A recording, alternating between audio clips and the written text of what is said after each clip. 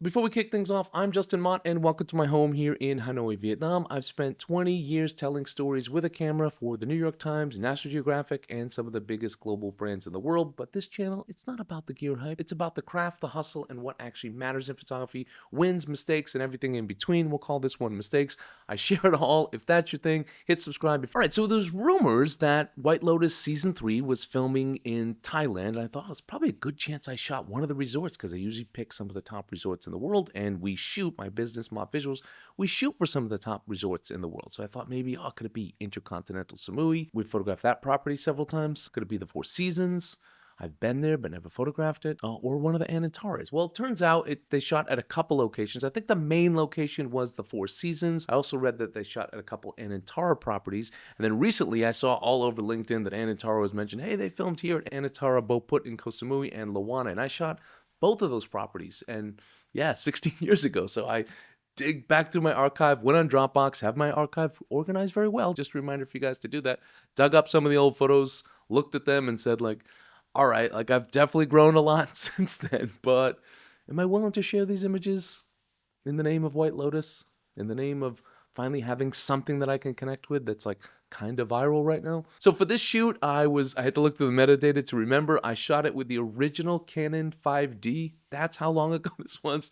I had a Canon L Series 135 f2 lens. I had a Canon L Series 35. That's what I used for most of my shots. I also had the L Series 24, and I think I had a 16 to 35 zoom as well. I remember back then I didn't work with the lighting kit, so no lighting kit, no lighting assistant, no assistant at all, just me, my gear, and a whole lot of natural light. I didn't have a producer or prop stylist, and even professional models. They had models for the shoot, but they weren't professional models. They were just staff there. So yeah, this is a lot different than what I do now. And I remember I got in with this type of work because I was shooting luxury hotels and resorts or travel stories for Condé Nast Traveler around the region. And then my agency that sold my archive, Redux, they sold one of my images to National Geographic Traveler, and it was published in there. And then Anantara was like, hey, we love this image. Can we buy it? And I was like, yeah, totally. And they paid me like way more than I made for that entire shoot. Condé Nast back then, I think, paid $350 a day. And so they bought that image, and it just got me thinking like, hey, I can do these type of shoots. I can do lifestyle shoots. So I sold them on the idea of doing sort of a lifestyle type shoot with just like kind of loose, no shot list. So the focus of the shoot was mainly their spa. It was like top notch, beautiful garden, beautiful colors, nice natural light coming through, and just so many interesting things. This beautiful rain shower. Back then it was more like, okay, we need shots of the spa. And I just sort of went in and was like, okay, like there's some nice light. Oh, that could work over there. Oh, let's get someone holding something and standing there. Oh, we have these two models. Let's have them both get in the rain shower. And it was just very whimsical, really not working off of a shot list compared to nowadays where I'd fly in, we'd have a full day of scouting. I'd come in with a professional lighting kit, my assistant, professional models, a producer, and then we'd spend like a whole half day working out a detailed shot list, and we'd have several meetings ahead of time as well. Digging through the pictures, I remember feeling excited, but totally out of my league. I knew I could compose a nice image. I understood natural light, and I was comfortable directing. And so I just spent the time there just chasing the light, waiting for the light like all day long, just saying like, oh, the light's coming through there. There's a little pocket of light. Go right there. Let's put the staff there.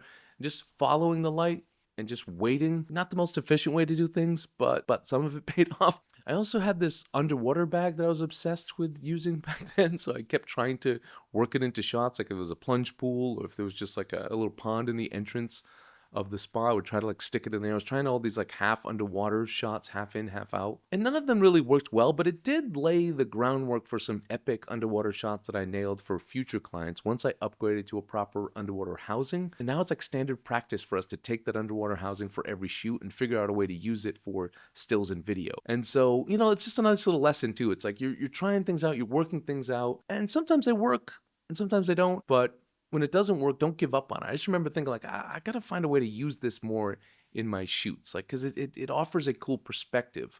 And so, yeah, I used it for a private client one time with an elephant shot. I use it a ton now in resort shoots. And then my retouching back then was just terrible. Now I outsource all of our high-end retouching, but back then. Like, I didn't have a budget for it. So looking back at these images, I can see so many images that were in their infancy, ideas I refined and perfected over the years, in addition to the shots I mentioned, the underwater shots, the half submerged shots. I take pride in how I've developed my own style without too much influence from others. Honestly, I see a lot of hotel and resort photographers copying some of my signature shots these days, and it's a bummer in some ways. It's also flattering in other ways. But at the same time, I can always be confident that I'm a leader rather than a follower. And I feel good about that. And also, that's good. The more they copy and catch up, the more it pushes me to stay ahead, one step ahead. And it might sound a little cocky, but I don't know. Yeah, I mean, I was doing hotel photography out here in Southeast Asia before a lot of other people were. But yeah, it helped me understand the fact that, like, oh, I needed a team. I needed the right equipment. I needed to know what to charge. I needed better contracts. I needed to know that I didn't know everything, that I didn't know much, and that was very helpful to me. But overall, though, the shoot went okay. I got paid, the client didn't complain, and I ended up working with them again, so I guess I didn't screw up too badly. My rate was ridiculously low, so that probably made it easier to digest, my images that weren't as good as what I would have liked to shoot or what I can do now. I definitely wasn't fully ready, but I don't regret it. And it didn't scare me off. I have this irrational confidence, and I know that if I throw enough hard work at anything, I can get good at it. And I did. And it turned into a business that I'm very proud of to this day. If you want to see more of my hotel work, you can check out MottVisuals.com. Thank you guys for tuning in. Don't forget to check out AskMott.com for my one-on-one classes, and for my Northern Vietnam photography workshop, and for my presets, and for much, much more. Thank you guys for tuning in. Don't forget to like, share, and subscribe. And don't forget to have a wonderful day.